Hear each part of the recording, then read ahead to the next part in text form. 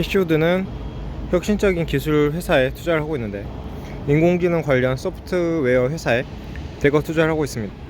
만약 그녀가 맞다면 알파벳이 최고의 매수 기회가 될 수도 있는데, 알파벳은 구글, 유튜브, 웨이모 등을 운영하고 있고, 구글은 2024년 2분기에 인터넷 검색에서 90%의 시장 점유율을 차지하고 있습니다.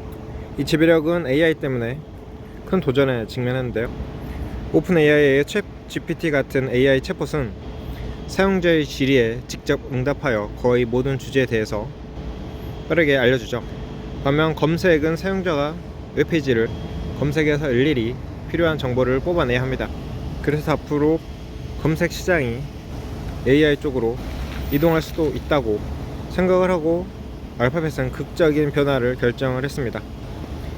구글 검색 쿼리를 실행하는 사용자는 이제 웹 검색 결과 위에 AI가 생성한 텍스트 기반 응답을 받아 정보에 더 빠르게 액세스할 수 있습니다. 구글은 또한 올해 초에 AI 오버뷰스를 출시하여 이 개념을 한 단계 더 발전시켰습니다. 오버뷰스는 텍스트, 이미지, 타사, 웹사이트 링크를 통합하여 검색 내의 프롬프트에 대한 보다 완전한 답변을 제공합니다. 또한 사용자는 버튼을 클릭하면 응답을 단순화하거나 세분화하여 콘텐츠를 더 잘 이해할 수 있습니다. 알파벳은 이미 오버뷰스 내의 링크가 기존 검색 형식의 동일한 링크보다 더 많은 클릭을 받는다는 사실을 발견했으므로 이 새로운 기능은 향후 광고 수익의 큰 원동력이 될 수 있습니다. 게다가 알파벳은 이제 제미나이라는 자체 AI 모델군을 제공하여 이는 복잡한 질문에 답하고 텍스트 및 이미지와 같은 콘텐츠를 생성할 수 있습니다. 추가 요금을 내면 제미나이는 지메일 등과 같은 생산성이 있는 앱이 있는 구글 웍스 스페이스 애드온으로 이미 제공됩니다. 그 결과 시간이 지남에 따라 구독 기반 수익이 강력한 원동력이 될 수 있습니다.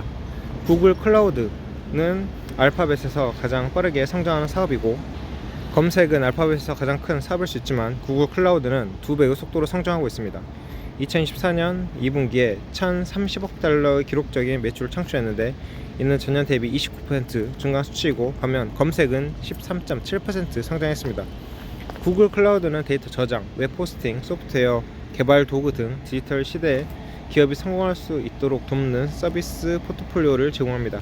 그러나 이 플랫폼은 또한 AI의 선도적 공급업체가 되었습니다. 개발자는 구글 클라우드의 데이터 센터를 통해 AI 소프트웨어를 만드는 데 필요한 컴퓨팅 성능에 액세스할 수 있습니다. 진행 속도를 높이기 위해 LLM을 사용할 수도 있습니다. 여기에는 제미나이와 주요 신생 기업 및 타사 개발자의 130개 이상이 포함됩니다. 구글 클라우드는 또한 AI 소프트웨어 개발자에게 더 많은 선택권을 제공하기 위해 자체 데이터 센터 칩을 설계하고 있으며 이는 주로 엔비디아와 같은 공급업체에 의존하는 다른 클라우드 공급업체와 플랫폼을 차별하는 데 도움이 됩니다.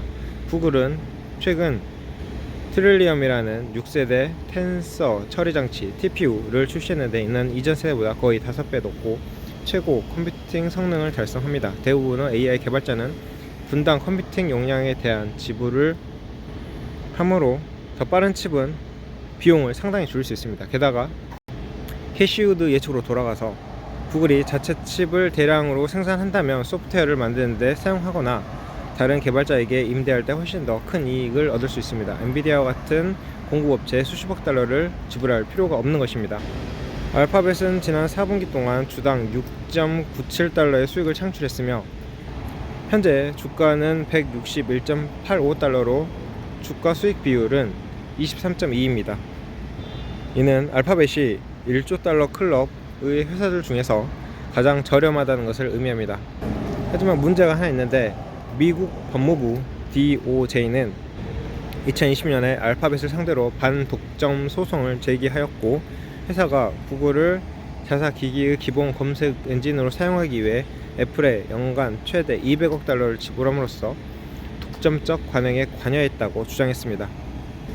안타깝게도 이 사건의 판사는 지난달 판결을 내리고 DOJ 편을 들었습니다. 어떤 결과가 나올지는 불분명한데 알파벳은 벌금을 내야 할 수도 있고 정부가 회사 전체를 해체하도록 강요할 수도 있습니다. 후자는 알파벳이 미래의 반경쟁적 행위에 관여하지 않을 것이라는 것을 DOJ에 확신시키기 위해 사업의 특정 부분을 매각할 가능성이 높기 때문에 투자자들은 상당한 불확실성을 안겨줄 것입니다. 많은 분석가들은 기업 해체가 극단적이고 가능성이 낮다고 말합니다. 댄 아이브스는 알파벳이 향후 18개월 이내에 DOJ와 합의에 도달하여 문제를 종결시킬 것으로 생각합니다. 이는 벌금과 알파벳이 파트너와 거래하는 방식에 대한 일부 변경이 포함될 수 있습니다. 합의가 이루어지지 않으면 알파벳이 판사의 결정에 항소하는 동안 최종 해결책에 도달하는데 몇 년이 걸릴 수 있으므로 지금은 현 상태가 유지될 것입니다. 따라서 알파벳 주식은 현재 가격에서 큰 가치가 있는 것처럼 보이며 회사가 이 규제 상황에서 무사히 벗어난다면 캐시우드 AI 소프트웨어 예측을 고려할 때 절대적으로 싸게 거래될 수 있습니다. 자, 이런 문제 때문이었는지 알파벳은 최고점 191달러에서 현재는 163달러로 내려와 있습니다. 하지만 대세는 2022년에 한번 저점을 찍고 다시금 정배열로 해서 올라가고 있는데요. 검색 시장에서